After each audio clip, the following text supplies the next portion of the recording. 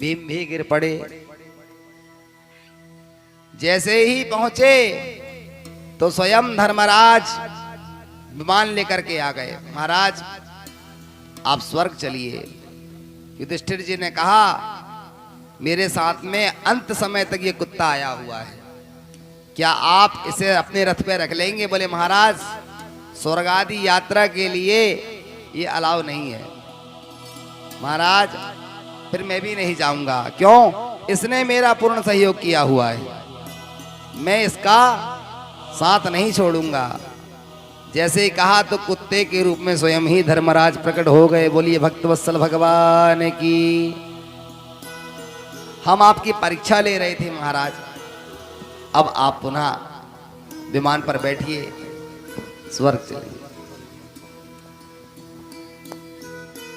इधर परीक्षित अल्प समय में ही भारत के सम्राट बने। एक दिन उनके मन में विचार आया क्यों ना हो आज कोष खजाने को देखना चाहिए। कोष खजाना कैसा है, क्या क्या रखा हुआ है। और जैसे ही गए घूमते घूमते वैदूर्य मणि, रत्न जड़ित अनेकों प्रकार के आभूषण रखे हुए थे। परीक्षित की दृष्टि एक सुंदर मुकुट पर पड़ी। विचार किया क्यों ना हो आज इसी मुकुट को मैं सिरोधार्य करूं, सिर पर पहनूं। तो अपना जो राज तिलक वाला मुकुट था उसे रख दिया और सुंदर उस रत्न जड़ित मुकुट को पहन करके वे आखेट पे शिकार के लिए निकल पड़े। मार्ग में जा ही रहे थे कि एक बैल जिसके 3 पैर कटे हुए हैं और एक गौ माता और बैल का संवाद हो रहा था और वे आपस में वार्तालाप कर रहे थे। और ये सब राजर्षि परीक्षित ने देखा तो रथ रोक गया। रथ रोक करके उन्होंने सुना तो गाय रो रो करके पूछ रही थी भैया आपके पैर ये पग कैसे कट गए? और वह अपनी वेदना बता रहा था कि बहन सतयुग आया, उसके अंत होते ही मेरा एक पैर कट गया। त्रेता गया तो 2 पैर मेरे नष्ट हो गए और द्वापर के जाते ही मेरे 3 पग, केवल 1 पग मात्र रह गया है। और ये कलयुग है, इसके जाते ही यह भी मेरा पैर काट देगा। ये बैल कौन है? ये धर्म ही बैल बनकर के आज विचरण कर रहा है और जो गौ माता है वो पृथ्वी माता ही है। राजर्षि परीक्षित ने सुना तो मैं उस कलयुग को अवश्य नष्ट कर दूंगा। और कलयुग जैसे ही आया परीक्षित ने तलवार निकाल लिया।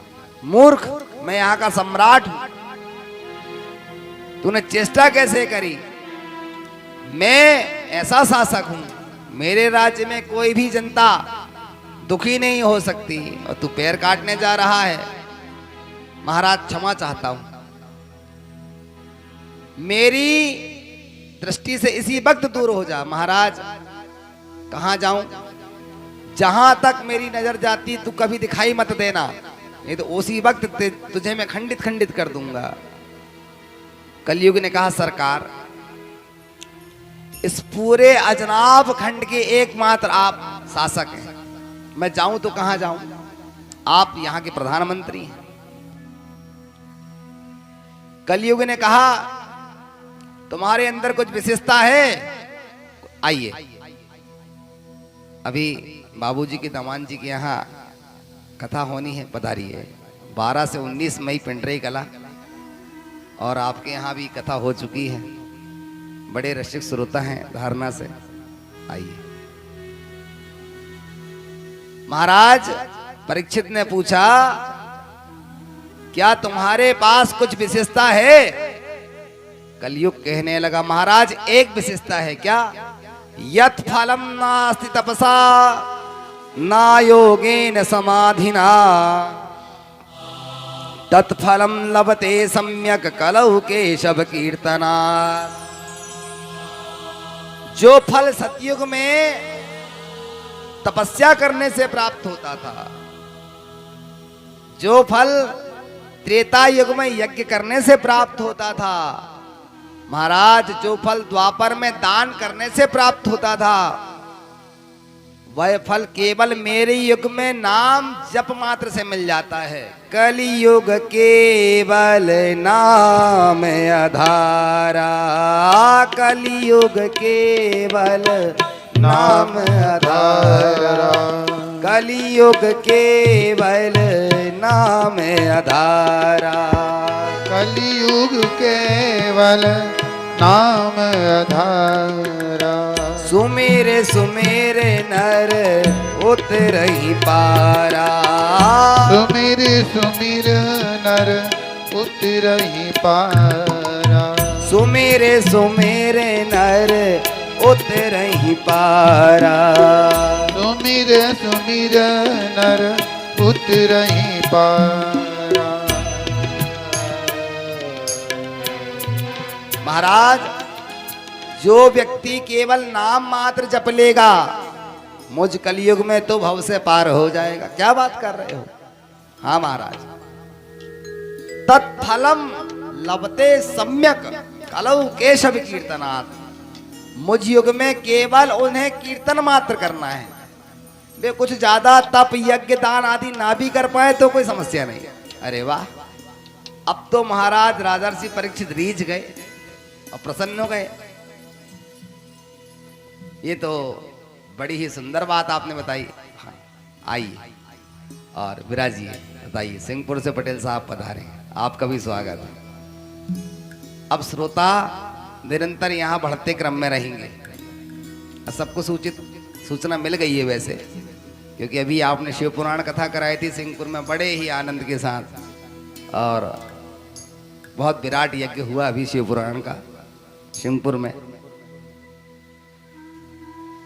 और आपके यहाँ के जैसे श्रोता हैं, पिछले वर्ष भागवत पुराण कराया पटेल साहब ने वहाँ की, इस बार समस्त ग्रामवासियों ने शिव पुराण की कथा को श्रवण किया। और हम कहते भी हैं, आपको 18 पुराण में जो सुनना है बस वो आप बता दीजिए, हम सुना देंगे। अकेले आए आप? पूर्ववासी नहीं आए आपके? आएंगे अभी? अच्छा, अस्तु, विराजे।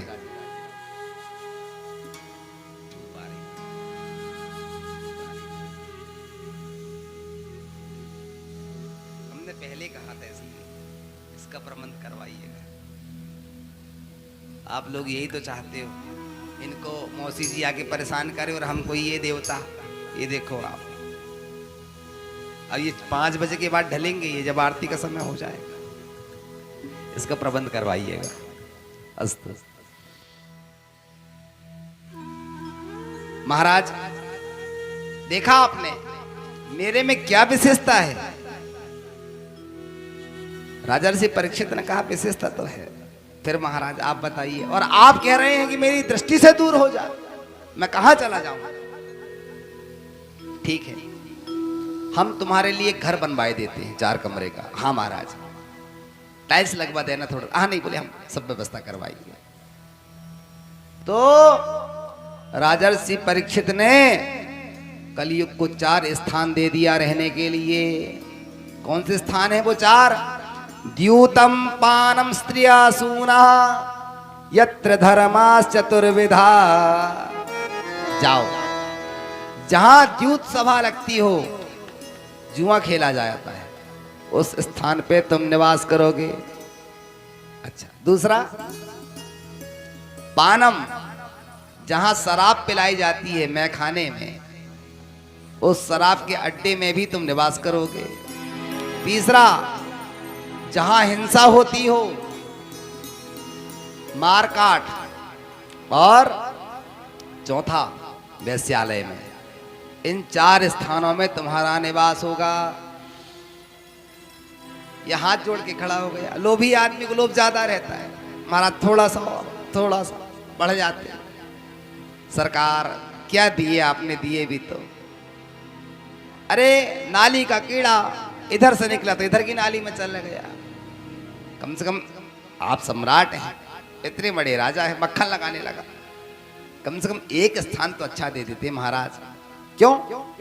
ये मकान तुमको पसंद नहीं आया? 4 कमरे बनवा दिए हमने, 4 स्थान तुमको दे दिया, और क्या दे दें? महाराज इतना सुंदर गुण है मेरे पास। अच्छा ठीक, जाओ, तुम्हें मैं 5वां स्थान देता हूं। कौन सा स्थान है 5वां?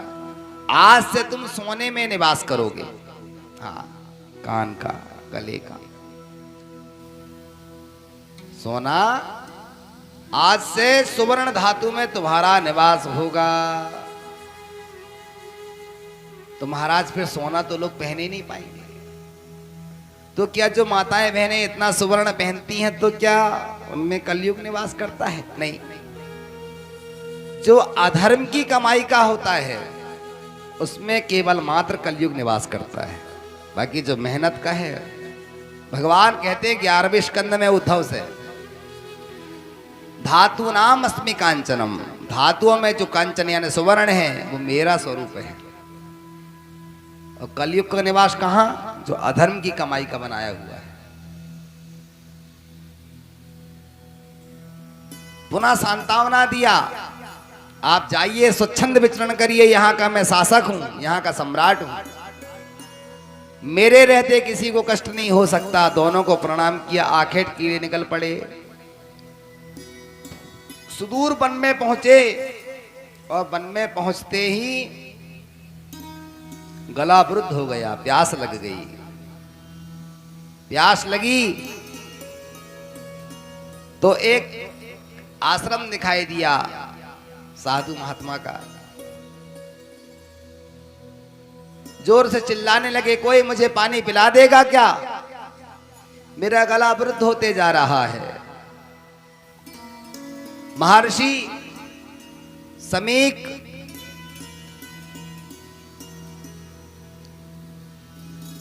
समाधि अवस्था में बैठे हुए थे। महाराज राजर्षि परीक्षित ने देखा, अरे मुझे देख करके ढोंग कर रहा है, जानता नहीं है क्या भारत का सम्राट आ चुका है? भारत का सम्राट पानी मांग रहा है, और कुछ याचना करे तो बात अलग, केवल जल एक गिलास में, नेत्र बंद किया हुआ बैठा हुआ। और महाराज समीक समाधि अवस्था में, जब किसी ने, कोई आश्रम में था नहीं, सब बालक स्नान आदि करने, कोई गाय चराने, सब गए हुए थे, आश्रम पर कोई नहीं था। राजर्षि परीक्षित ने मरा हुआ सर्प तरकस पे एक बाण निकाला, मरे हुए सर्प को लाया और राजा परीक्षित ने महर्षि शमी के गले पे माला पहना दिया और कुपित होकर के वहां से चल पड़े। ये धृष्टता पूर्वक कार्य हो कैसे गया? क्योंकि जो मुकुट उन्होंने धारण किया हुआ था वो जरासंध का था, और जरासंध ने उस मुकुट को अधर्म की कमाई से बनवाया हुआ था पहला। और कलयुग को अभी अभी आपने वचन दिया हुआ था, जाओ सोने में तुम्हारा निवास होगा। तुरंत उसी क्षण उसने सूक्ष्म गति से स्वरूप बनाया और महाराज परीक्षित के मुकुट पे जाकर के विराजमान हो गया।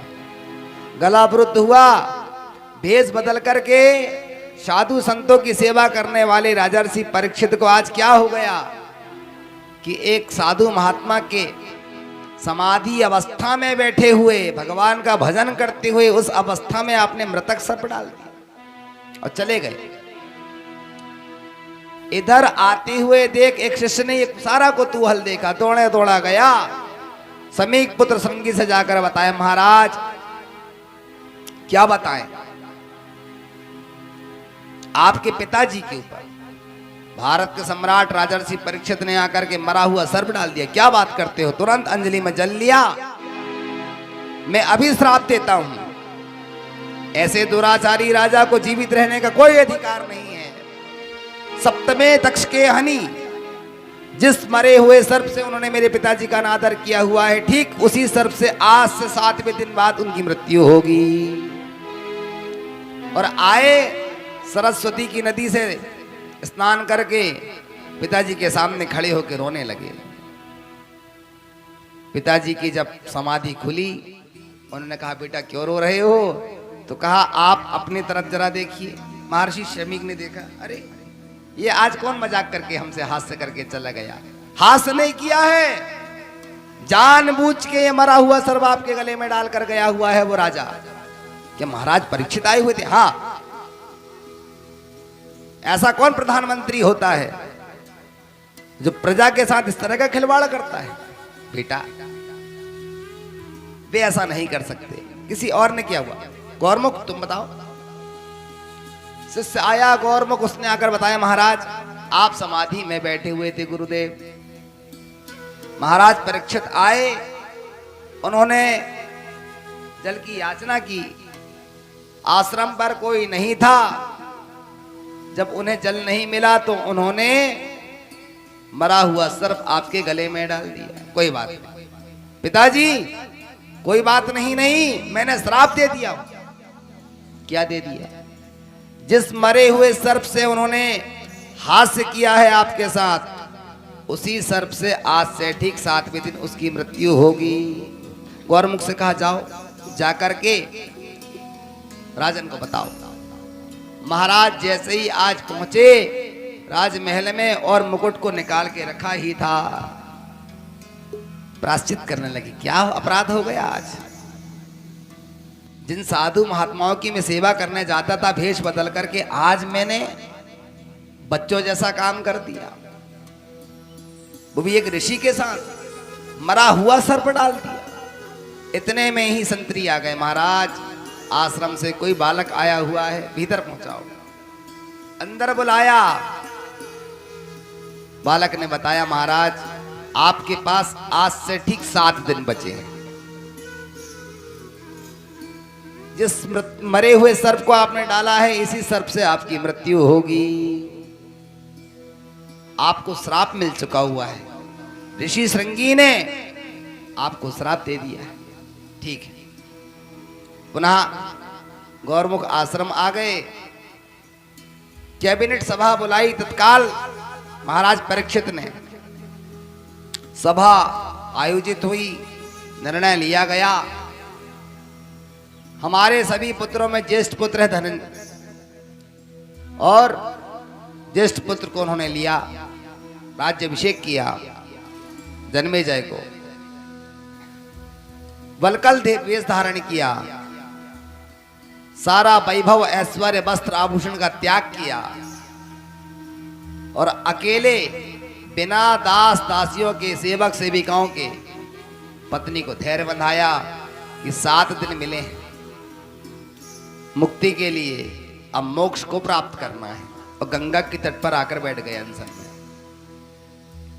जैसे ही लोगों को सूचना प्राप्त हुई कि महाराज भारत के सम्राट को, प्रधानमंत्री को श्राप लगा हुआ है, भयानक रोग हुआ है, अब कौन डॉक्टर ना जाना चाहे। सुनते ही सारे लोग दौड़ लगा करके आ पहुंचे, करोड़ों लोग एकत्रित हो गए। अनेक प्रकार से बड़े बड़े डॉक्टर बैठे हुए हैं, हम उपचार कर देंगे, चिंता मत करिए आप। बड़े बड़े उद्भट विद्वान बैठे हुए हैं, लेकिन कोई कहता महामृत्युंजय का जाप कर दीजिए, बगलामुखी का अनुष्ठान कर दीजिए, कोई कहता देवी पुराण सुना दीजिए, कोई कहता नर्मदा पुराण सुना दीजिए, लेकिन पूर्णता निष्कर्ष पर कोई नहीं पहुंचा। इतने में तत्रा भवत भगवान व्यास पुत्रः, उसी सभा में भगवान व्यास के पुत्र श्री सुखदेव जी महाराज का आगमन हुआ। बोलिए सुखदेव जी महाराज की जय हो। और सुखदेव जी महाराज को आते हुए देख सारे सभासद खड़े हो गए। उन्होंने देखा, अरे यहाँ तो मेरे पिताजी वेदव्यास जी बैठे हुए हैं, उनके पिता महर्षि पाराशर बैठे हुए हैं, मेरे दादाजी बैठे हुए हैं, पाराशर के पिता शक्ति बैठे हुए हैं, उनके पिता महर्षि वशिष्ठ बैठे हुए हैं, उनके पिता ब्रह्मा जी बैठे हुए हैं। जिसकी 5 पीढ़ी के लोग पहले से वहां विद्यमान हो, तो क्या इलाज नहीं हो सकता था? लेकिन भगवान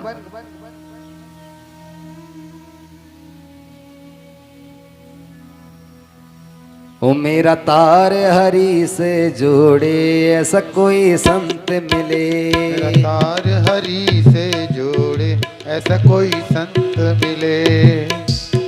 मेरा तार हरि से जोड़े ऐसा कोई संत मिले। तार किसी से जोड़े ऐसा कोई संत मिले। हो ऐसा कोई संत मिले, ऐसा कोई संत मिले। ऐसा कोई संत मिले, ऐसा कोई संत मिले। हो ऐसा कोई संत मिले, ऐसा कोई गुरु मिले। ऐसा कोई संत मिले, ऐसा कोई गुरु मिले। मेरा तार जय हो। मेरा तार प्रभु से जोड़े ऐसा कोई संत मिले। मेरा तार गुरु से जोड़े ऐसा कोई संत मिले। मेरा तार हरि से जोड़े ऐसा कोई गुरु मिले। हरि से जोड़े ऐसा कोई जय गुरु हो।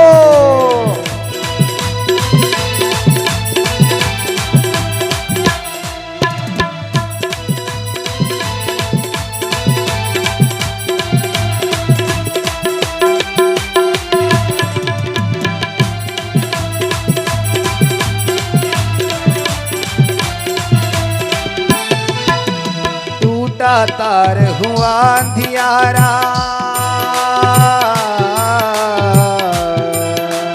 टूटा था अंधियारा। हरि देखे ना हरि का द्वारा, हरि देखे ना हरि का द्वारा। टूटा तार हुआ अंधियारा, हरि देखे ना हरि का द्वारा। हरि देखे ना हरि का द्वारा। हरि देखे ना हरि का द्वारा। हरि देखे ना हरि का द्वारा। मेरा बिछड़ा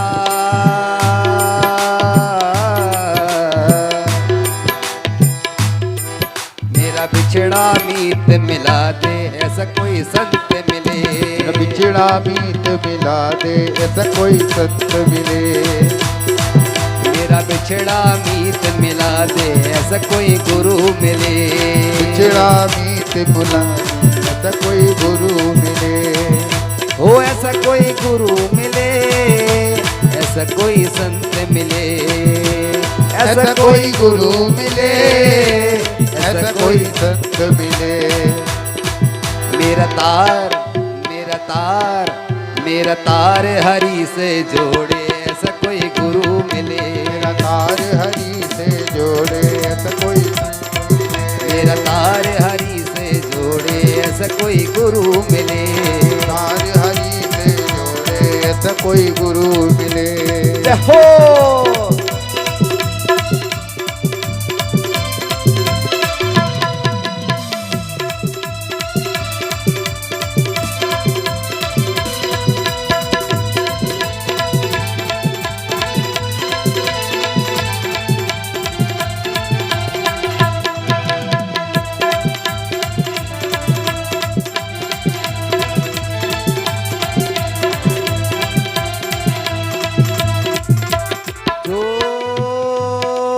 जोड़ तार करे उजियारा,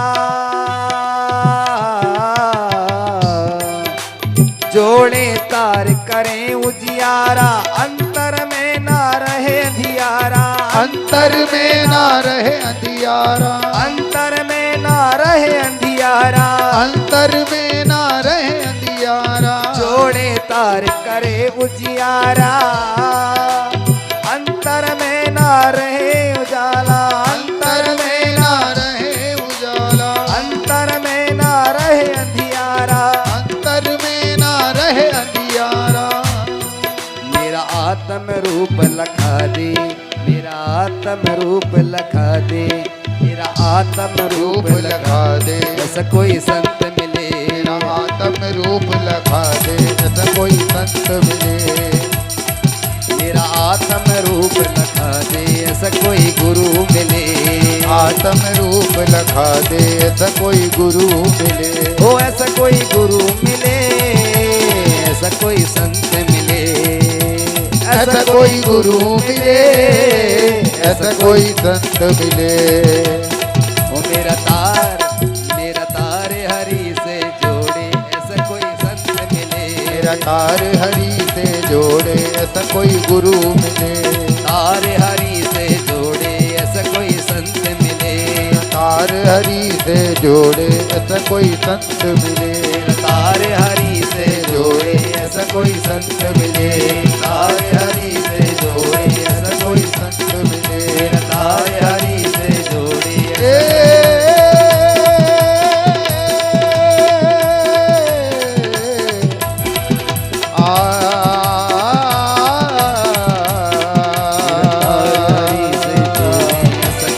ऐसा कोई संत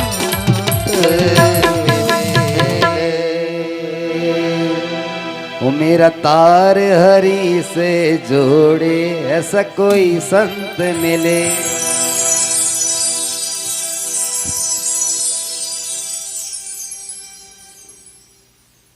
शिखर पे आ रहे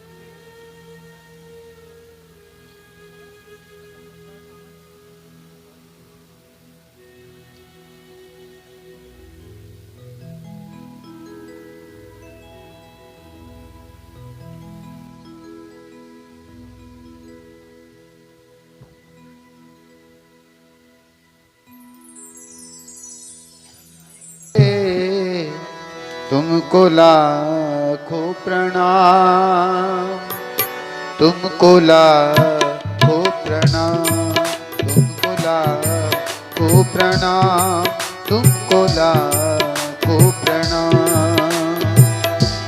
हरि की कथा सुनाने वाले, हरि की कथा सुनाने वाले, प्रभु का नाम सुनाने वाले, प्रभु का नाम सुनाने वाले, तुमको लाखों प्रणाम, तुमको लाखों